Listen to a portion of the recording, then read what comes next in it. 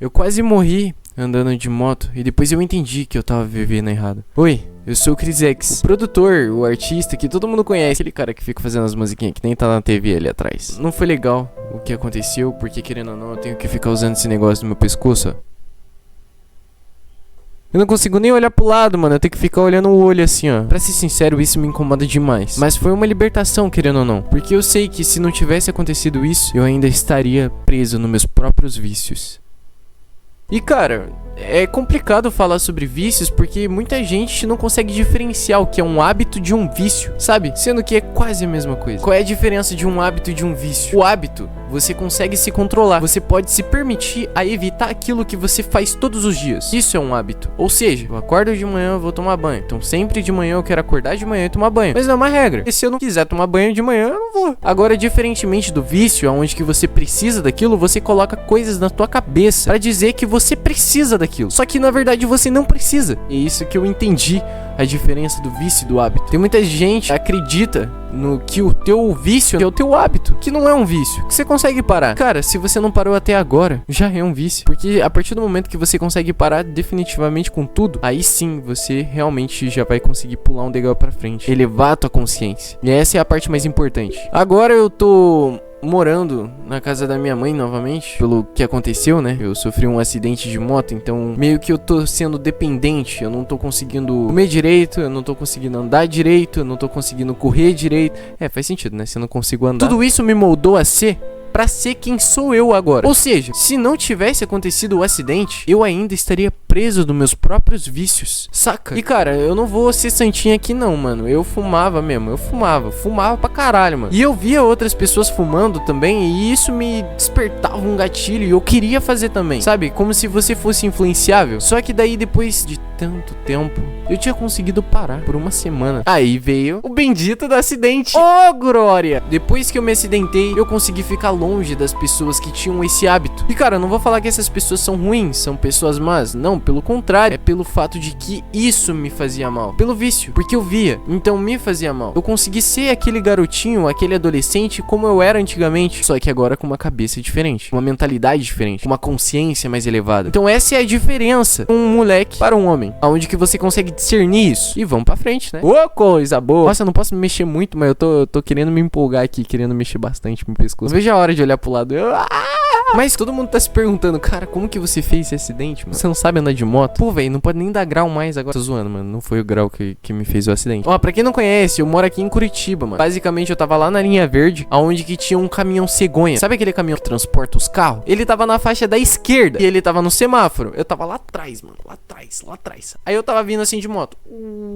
Na hora que o semáforo abriu, fio, quando o semáforo abriu, o caminhão cegonha que estava na faixa da esquerda, opa, desse lado pra vocês, né? Ele virou, mano, sem dar seta, do nada, e comprometeu a rua inteira. O caminhão fechou a rua inteira, sem dar seta, só pra virar a rua. Aí eu tava lá atrás, né? Bati no meio do caminhão assim, ó. Ai! Na hora que eu bati no caminhão, irmão, eu rodei. Sem contar que eu tava com o capacete. Então imagina eu rodando assim, pá, e o capacete voou, viado. O capacete saiu da minha cabeça. Como? Eu não faço ideia. Sendo que tava preso. Então, cara, às vezes é Deus, mano. É realmente Deus. Eu sinto que eu tive uma segunda vida depois daquilo. Porque, cara, não era pra mim estar aqui, mano. Não era pra mim estar vivo. Porque se eu não tivesse rodado, a roda do caminhão passava por cima da minha cabeça. Eu bati no caminhão e foi a clavícula.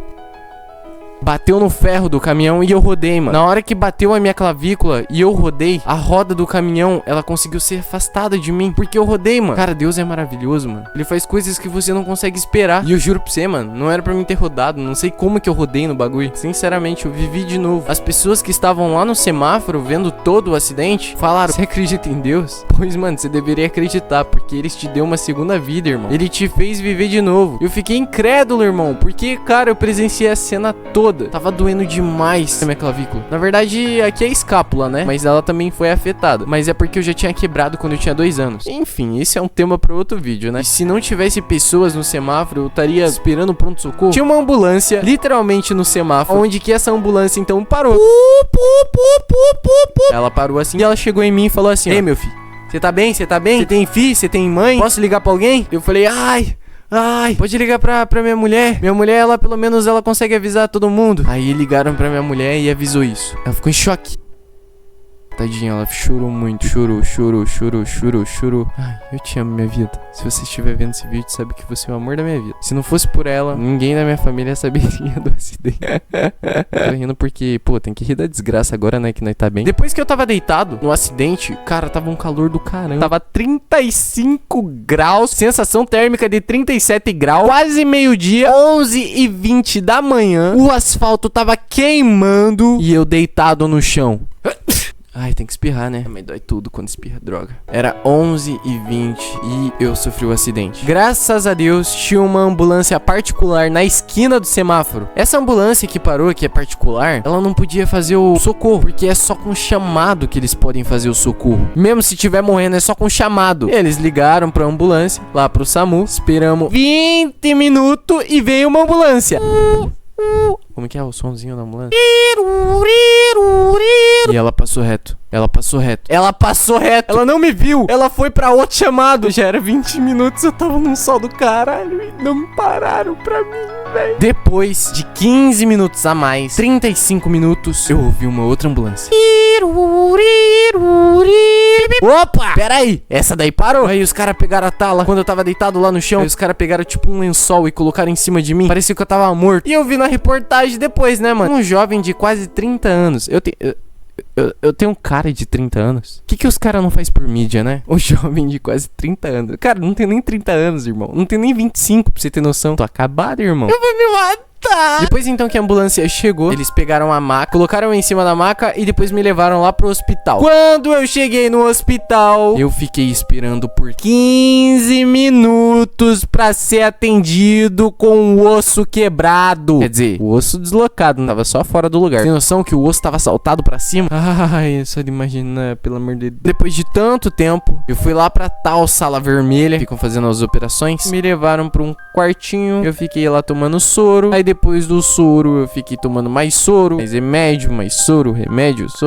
E os médicos não é legal não, mano. Eles ficam pegando a tua veia toda hora. Fiz mais de 20 acessos naquele hospital. Meu braço até estourou as veias de tanto acesso que os caras tava colocando pra passar remédio. Eu queria sair de lá logo, meu Deus, não aguentava mais. Aí depois eles me mudaram de sala e colocaram num quartinho de recuperação. Esse quartinho de recuperação, ele foi um pouco diferente, mano, porque eu conheci uma pessoa lá. O nome dele é Vitor, mano. Esse cara é gente boa, ele é fechamento. Ele me ensinou várias gírias da hora. E a família dele, cara, é uma família muito abençoada. Porque se não fosse por eles, eu estaria arranjando de dor, não conseguindo comer. Tava usando a mão esquerda. Eu não tenho nenhuma mobilidade com essa mão. Quando eu vou comer um prato, tenho que fechar a mão como se fosse um pedreiro. Aí a mãe dele me deu comida na boca. Fechamento, mano. O cara é foda, mano. E ele ficava rindo da desgraça dele. Olha esse videozinho aqui, ó, que eu gravei dele aí do hospital. Finalmente indo embora. Dá um salve pro vlog aí, ó. Tudo bom? Dá um salve, tia. Tudo bem? Tô internado aqui no hospital, mano. Já tô saindo, graças a Deus. Mas continua com o vídeo aí.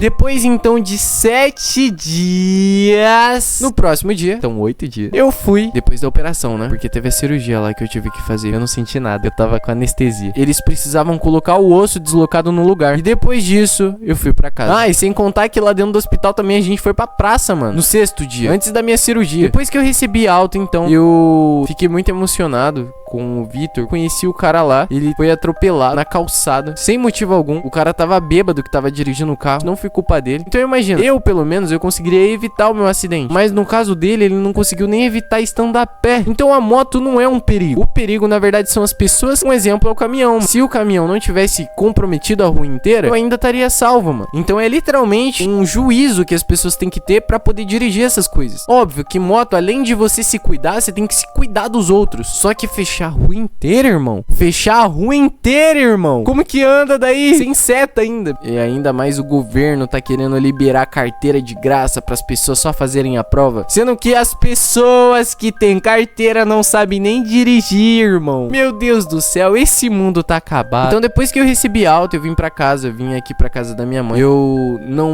moro mais agora com os meninos lá da Keiti. Então realmente a gente se afastou por um tempo até a minha recuperação. Então realmente agora o meu foco é crescer esse canal. Não só esse canal, como fazer outros tipos de trabalho também. Como eu sou o produtor, eu fico fazendo a música dos guri. Não tem como, né? Porque o cara é bom. Não dá.